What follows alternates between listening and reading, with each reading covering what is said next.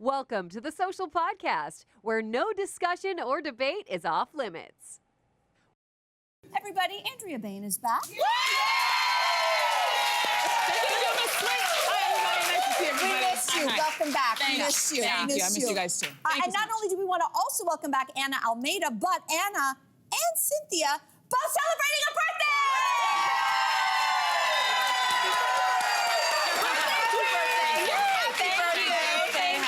Oh my gosh. 27 never looked so good. Right? Oh boy, there's a lot going on in the world today. I'm gonna make sure my shirt stays up because we gotta get serious here. It's serious business. Hurricane Milton, which is a once-in-a-century storm, is expected to make landfall very soon in Florida. So Milton is expected to almost double in size by the time it hits Florida. So seasoned American meteorologist John Morales, well, he got really choked up on air even talking about it. Take a look. It's just an incredible, incredible, incredible hurricane. It has dropped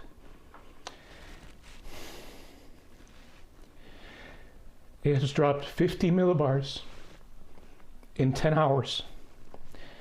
I apologize. This is just horrific. Well, later in a post on X, Morales said, "Extreme weather driven by global warming has changed me. Frankly, you should be shaken too and demand climate action now." You just don't see that often. No. What do you make of this reaction? I think it takes a lot of confidence to be in a position like that, to speak out on a topic that, you know, people are still divided, even though we're seeing a storm like this and it should be eye-opening. However, everybody is entitled to their opinions, even though I don't agree with them. But I think it takes guts. He's going to be met with backlash, and you're human. I've covered the weather. We see how things change. We're supposed to be professionals and present the information, but we're humans. He knows what the aftermath is going to be like, what people are going to be experiencing. That is scary, and to show vulnerability is not an easy thing, and I commend him. Yeah. So I think it's tough. It's Yeah, tough. it's fantastic. You know, climate change is actually not where my mind went, because as a former news anchor, if you guys know, before I was here, I was at CTV News Channel as an anchor. And you know, when disaster strikes, the first thing we do is we turn to the news. We need to find out what's happening, and we depend on our news anchors and our meteorologists to break things down and to give us the latest update. And when I was a news anchor, it was during the pandemic. And after during the pandemic, there also was the George Floyd situation, and then there was the war in Ukraine. And I sat in a studio by myself, no camera people, nobody, no floor directors, nobody. And I sat there for hours, week after week, month after month, year after year, either giving updates on how many people were infected or how many people were dying, or watching video of a man with a knee on his neck again and again, because I have no escape. It's in my ear, it's in front of me, and then I have to talk to the people who are there. And I think this man's breakdown opens people's eyes that, you know what, even though it's our job to give you guys the information, we are processing it in real time as well. Yep. And we are worried about our family members as we're sitting in that studio. We're thinking about our family, we're thinking about our home, we're thinking about the people that we have to talk to, those people who we interview.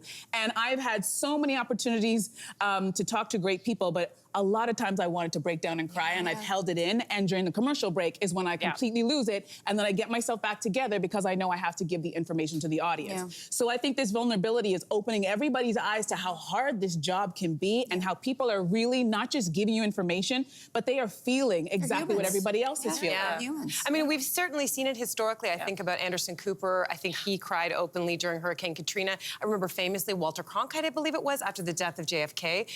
So there have been these moments of breaking, and I think this is one of the ones, I mean, certainly it puts me in a very dark mood today. I don't know how you guys are feeling, but there's something about this person who has covered this for ages, actually for the first time crying on air. It tells you that this story is breaking him, and by extension, it's kind of breaking me.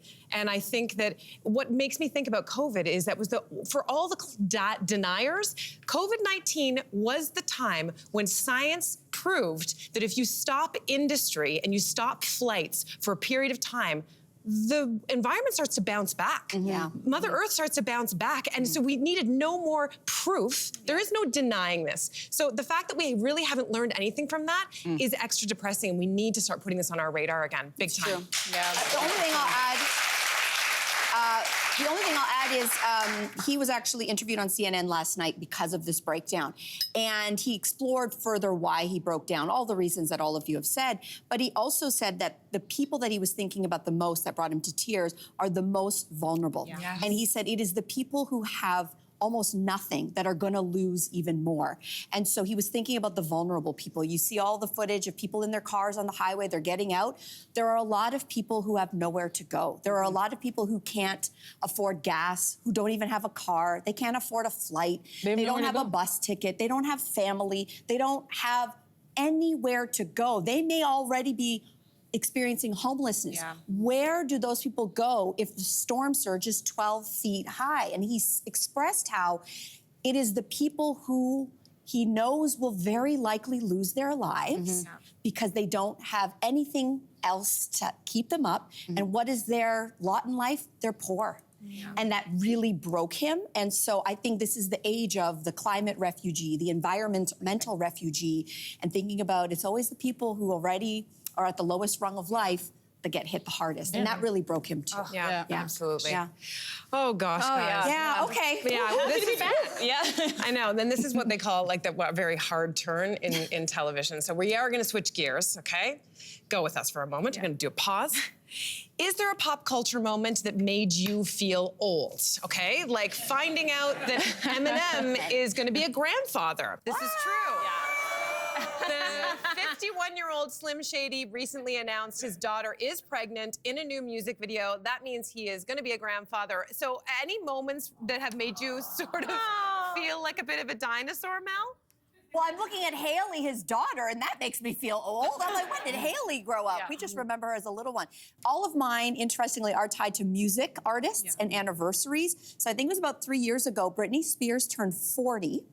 And I said, she turned what? And then just recently, if you're on Instagram, Xtina, AKA Christina Aguilera, just celebrated the 25th anniversary of Genie in a Bottle. I can't. Okay, and then two more that made me feel old. It was Spice Girls celebrating their 30th anniversary.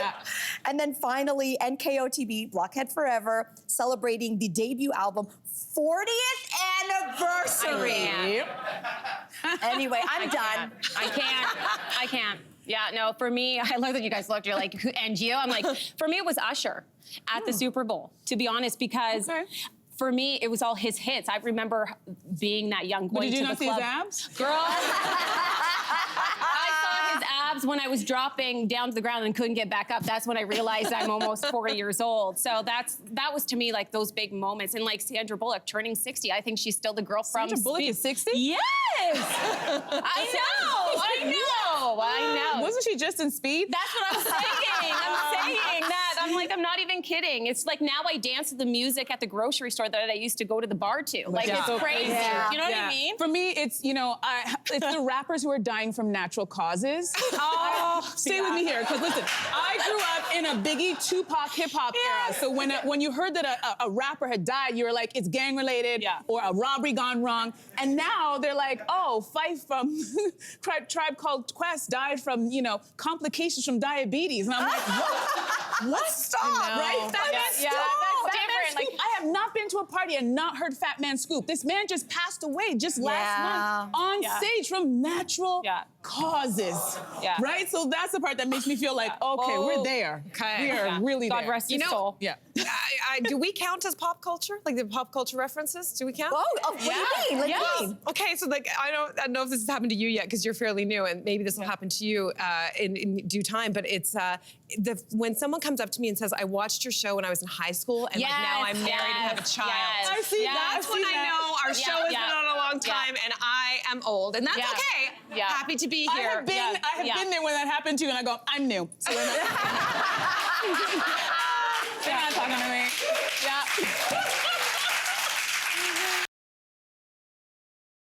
All right, so let's move on to our next topic. We're often taught that the loudest voice gets heard, but experts told the Wall Street Journal that to get what you want, you need to shut up. See?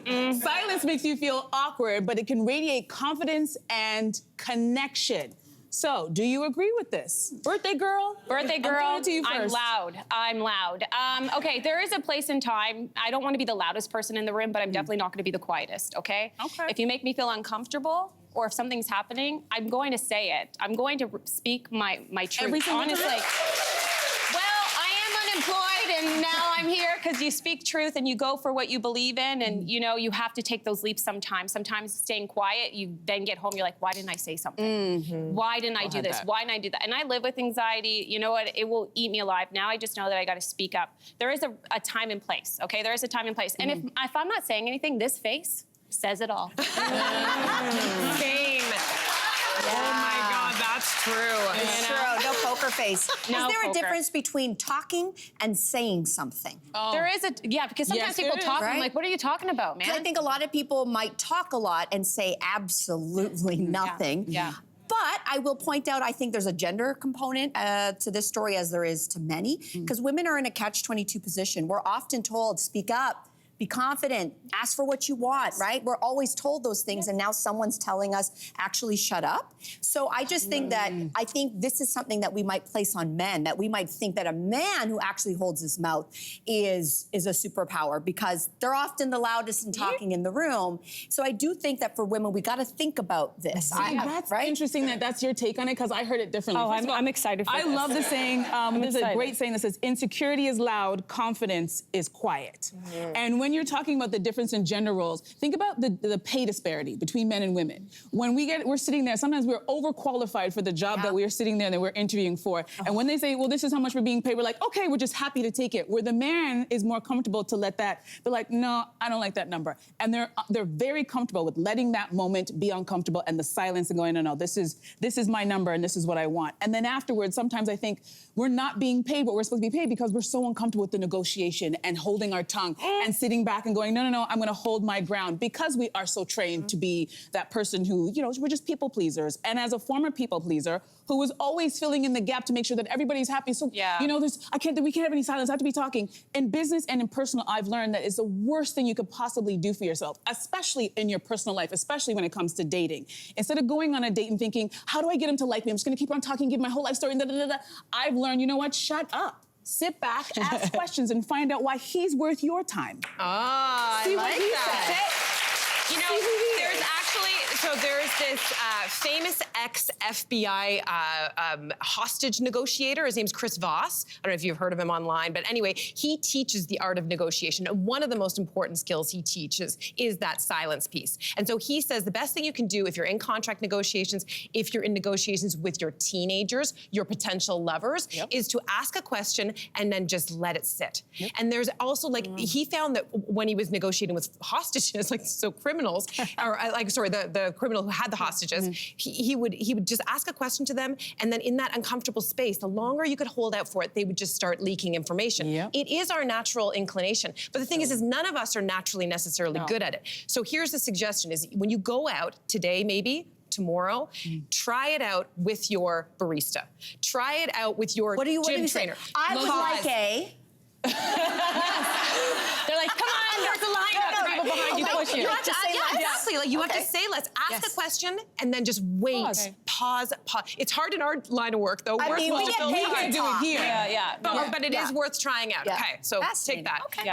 We're gonna move to this. People on Reddit are sharing things that automatically make you bad in bed, okay? Listen up. Things like a lack of enthusiasm or connection. There are a lot more explicit examples on this Reddit post, but we're gonna go on a PG version of what would you add? PG, I love it. Okay. PG version.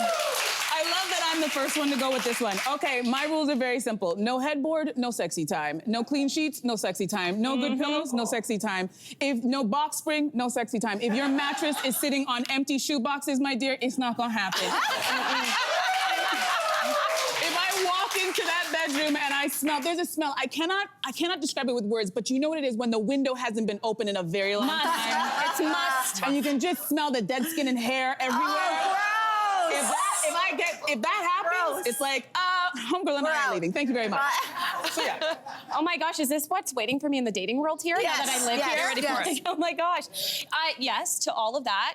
And see, you know this because you sat down and you just like listened for a minute to see what they were going to say next Yes. about having you over. That's the thing. Yeah. Do you They go don't on the even get that second far. date? They don't even No. get that far. See? They Yeah. usually talk their way out of that second Okay, date. so I don't like baby talk. Don't baby talk me. Okay, Oh. don't get me to call you daddy. It's never gonna happen.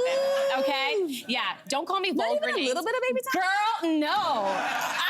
Because you a grown woman. Yes, I am a grown. I have masculine energy. I don't want to be like, oh, daddy. Like, just say that. Just like, Okay, I just got the ick with that. right? Yeah, right? yeah. I actually, And I asked, like, what do you like? What do you like? You know, you get to set the Communication. The Yeah. communication. But yeah, headboards are great. I mean, communication is really good. I just don't like it in the moment. I don't want anybody talking. I all? know lots of people love a talker, and the thing is that I think most people don't do it well. Yes. And so they use examples from porn, or they're trying to do a specific type of dirty talk. yeah. I would rather you not take me off my mental fantasy train. wow.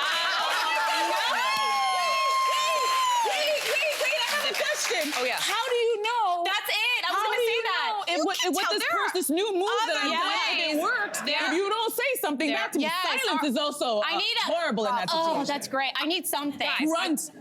Give me sneeze, something. Yeah. scratch, Yeah. do something. Yeah. This is me You giving want silence. silence. It would not And work. then there's See? other ways to show that what you're doing is working. There is breathing. There is moaning. Do I need to? I think we gotta just. Okay, wow. Okay, wow. I need more. Everyone's going. I need everyone's looking at their vocal. I watch need and they're more. just like, "What time of day is this show Yeah. on the air?" Yeah. For me, this is a PSA, a public service announcement for the straight men out there.